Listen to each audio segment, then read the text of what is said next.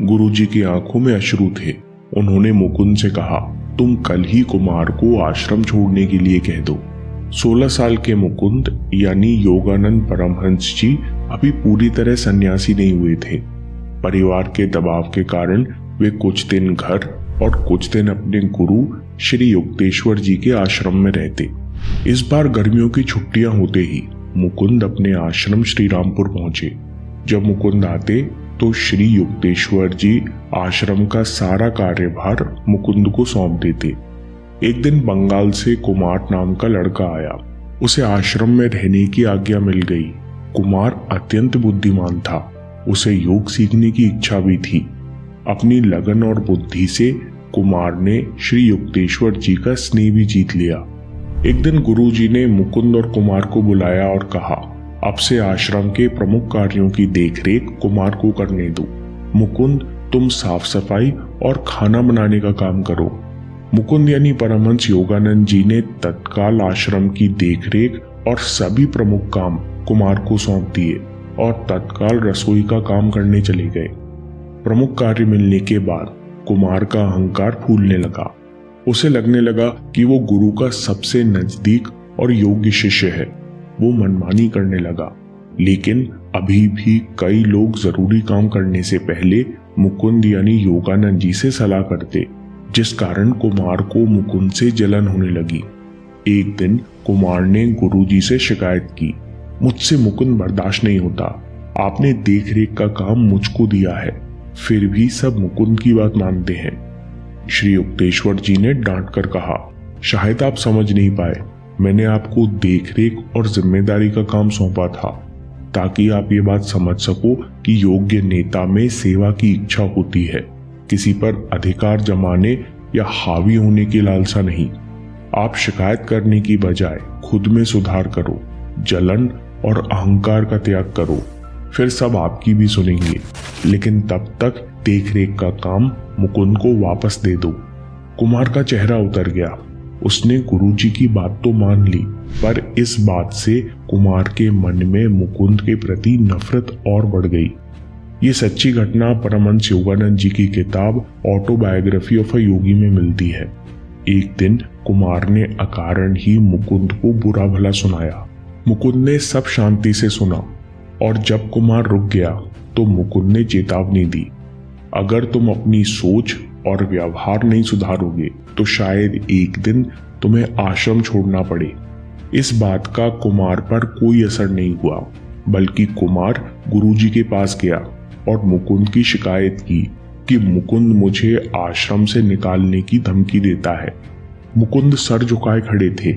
आज उन्हें पहली बार गुरुजी की डांट का डर लग रहा था। शिकायत सुनकर श्री युक्तेश्वर जी शांत रहे। कुछ देर बाद उन्होंने कहा, कुमार, शायद मुकुंद सही है, और वहां से चले गए। कुमार का चेहरा एक बार फिर उतर गया। उसे 2 बार मुकुंद के सामने शर्मिंदा होना पड़ा। फिर अगले दिन कुमार ने आश्रम छोड़ने का मन बना लिया। परमहंस योगानंद किताब में लिखते हैं कि मेरे गुरु श्री युक्तेश्वर जी कुमार को रोकना चाहते थे, लेकिन आज तक उन्होंने किसी के आने जाने पर रोक नहीं लगाई थी, इसलिए गुरुजी मौन रहे। उनकी आंखों में ममता का भाव था, लेकिन कुमार इसे अनदेखा कर आश्रम से चला गया। वक्त गुजरा। कुछ महीनों बाद कुमार वापस लौट कर आया, पर इस बार सब बदल गया था। कुमार के चेहरे से तेज गायब हो चुका था। श्री युक्तेश्वर जी कुमार का चेहरा देखते ही समझ गए कि कुमार ने गलत संगत में पड़कर कई बुरी आदतें पाल ली है, लेकिन श्री युक्तेश्वर जी ने कुछ नहीं कहा। फिर उसी शाम श्री युक्तेश्वर जी ने मुकुंद को एकांत में बुलाया और कहा, इस समय कुमार की मानसिक अवस्था आश्रम में रहने लायक नहीं है। वो खुद परेशान होगा और दूसरों को भी करेगा। मुकुंद, मैं तुम्हें ये जिम्मेदारी देता हूँ कि तुम जल्द से जल्द कुमार को जाने के लिए कह दो। ये कठिन काम मुझसे नहीं हो पाएगा। ये कहते हुए श्री युक्तेश्वर जी की आंखों में आंसू आ गए। आंसू रोककर श्री युक्तेश्वर जी ने कहा, कुमार ने गुरु को ठुकराकर गलत लोगों की संगत की। उसने अहंकार को अपनाया। अब यही कठोर और निर्दयी संसार उसका गुरु होगा। इस पूरी घटना के बाद परमहंस योगानंद जी कहते हैं कि कुमार के जाने पर मुझे अच्छा नहीं लग रहा था। मुझे आश्चर्य भी हुआ कि कैसे कोई गुरु प्रेम पाने के बाद, मन की शांति चखने के बाद सस्ते सांसारिक प्रलोभन में फंस सकता है। कोई कैसे अहंकार में आकर लक्ष्य को छोड़ सकता है।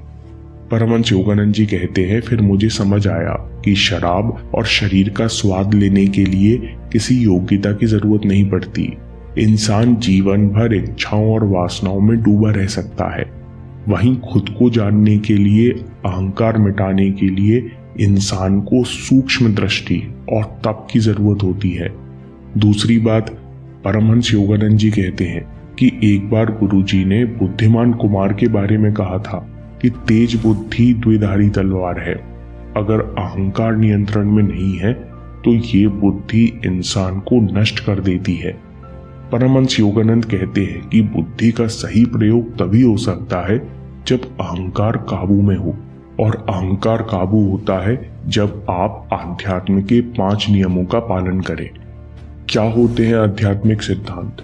पतंजलि योग सूत्र के अनुसार आध्यात्म के 5 यम या सिद्धांत हैं जिनका पालन करने से अहंकार नियंत्रण में आने लगता है।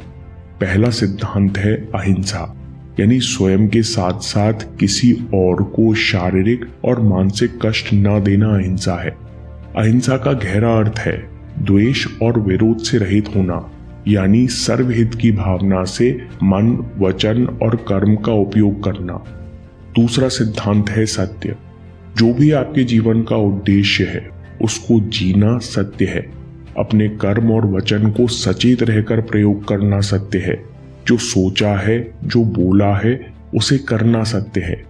तीसरी बात है अस्तेय। दूसरों की वस्तु और अधिकार लेने की भावना ना होना। इसकी जगह मन में धन्यवाद और पूर्णता की भावना होना अस्तेय है। चौथा सिद्धांत है अपरिग्रह। लालच और जरूरत से ज्यादा इकट्ठा करने की भावना ना होना। दूसरों को अपने कंट्रोल में रखने की इच्छा ना होना अपरिग्रह है। पुराने और बेकाम के विचारों का त्याग करना भी अपरिग्रह है। और पांचवा है ब्रह्मचर्य, मतलब इंद्रियों और शरीर की इच्छाओं पर संयम रखना। अपनी ऊर्जा का सदुपयोग करना भी ब्रह्मचर्य है। और इन 5 सिद्धांतों का पालन करने से अहंकार कंट्रोल में रहता है, जिससे आप अपनी बुद्धि और शक्ति सही प्रकार से उपयोग कर सकते हो।